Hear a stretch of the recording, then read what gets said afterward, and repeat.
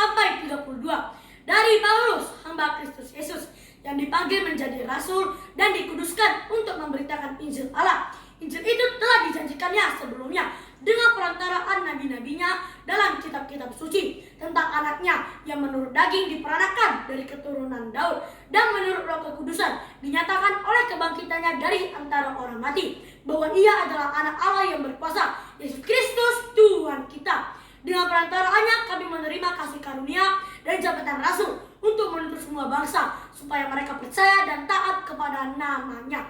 Kamu juga termasuk di antara mereka, kamu yang telah dipanggil menjadi milik Kristus. Kepada kamu sekalian yang tinggal di Roma, yang dikasihi Allah, yang dipanggil dan dijadikan orang-orang kudus, kasih karunia menyertai kamu dan damai sejahtera dari Allah Bapa kita dan dari Tuhan Yesus Kristus. Pertama-tama aku mengucap syukur kepada Allahku oleh Yesus Kristus atas kamu sekalian, sebab telah tersiar kabar tentang imanmu di seluruh dunia. Karena Allah yang kulayani dengan segenap hatiku dalam pemberitaan Injil anaknya adalah saksiku bahwa dalam doaku aku selalu mengingat kamu. Aku berdoa semoga dengan kehendak Allah aku akhirnya beroleh kesempatan untuk mengunjungi kamu. Sebab aku ingin melihat kamu untuk memberikan karunia rohani kepadamu guna menguatkan kamu, yaitu supaya aku ada di antara kamu dan turut terhibur oleh iman kita bersama, baik oleh imanmu maupun oleh imanku. Saudara-saudara, aku mau supaya kamu mengetahui bahwa aku telah sering berniat untuk datang kepadamu, tetapi hingga kini selalu aku terhalang, agar di tengah-tengahmu aku menemukan buah, seperti juga di tengah-tengah bangsa bukan Yahudi yang lain. Aku berutang baik kepada orang Yunani maupun kepada orang bukan Yunani, baik kepada orang terpelajar maupun kepada orang tidak terpelajar.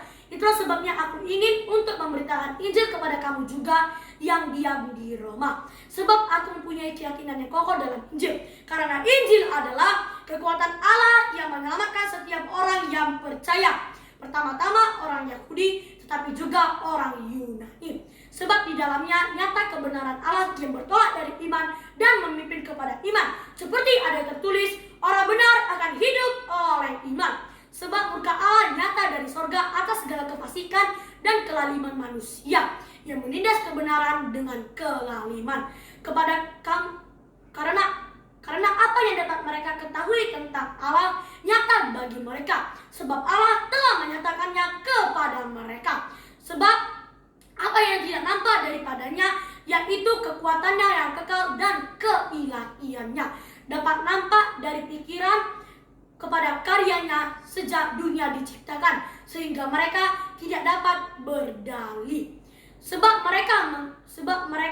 sekalipun mereka mengenal Allah, mereka tidak memuliakan Dia sebagai Allah atau mengucap syukur kepadanya. Sebaliknya, pikiran mereka menjadi sia-sia dan hati mereka yang gelap menjadi bodoh. Mereka berbuat seolah-olah mereka penuh hikmat, tetapi mereka telah menjadi bodoh. Mereka menggantikan kemuliaan Allah yang tidak fana dengan gambaran yang mirip dengan manusia yang fana, burung-burung, binatang-binatang yang berkaki empat, atau binatang-binatang yang menjalar. Karena itu Allah menyerahkan mereka kepada keinginan hati mereka akan kecemaran, sehingga mereka saling mencemarkan tubuh mereka. Sebab mereka menggantikan kebenaran Allah dengan dusta dan memuja dan menyembah makhluk dengan melupakan penciptanya yang harus dipuji selama-lamanya. Amin. Karena itu Allah menyerahkan mereka kepada hawa nafsu yang memalukan. Sebab istri-istri mereka menggantikan persetubuhan yang wajar dengan yang tak wajar. Demikian pula suami-suami meninggalkan persetubuhan yang wajar dengan istri mereka dan menyala-nyala dalam berahi mereka seorang terhadap yang lain, dan sehingga mereka melakukan kemusuhan laki-laki dengan laki-laki. Dan karena itu mereka menerima dalam diri mereka balasan yang setimpal untuk kesesatan mereka, dan karena mereka merasa tidak perlu untuk mengakui Allah, maka Allah telah menyerahkan mereka kepada pikiran-pikiran yang terkutuk, sehingga mereka melakukan apa yang tidak pantas, penuh dengan rupa-rupa kelaliman, kejahatan, keserakahan, dan kebusukan, penuh dengan dengki, pembunuhan, perselisihan, tipu muslihat, dan kefasikan. Mereka adalah pengumpat, pemfitnah, pembenci Allah, kurang ajar, congkak, sombong, pandai dalam kejahatan, tidak taat kepada orang tua, tidak berakal, tidak setia, tidak penyayang, tidak mengenal belas kasihan. Sebab walaupun mereka mengetahui tuntutan hukum Allah, yaitu bahwa setiap orang yang melakukan hal-hal demikian patut dihukum mati, mereka bukan saja melakukannya sendiri, tetapi mereka juga setuju dengan mereka yang melakukannya.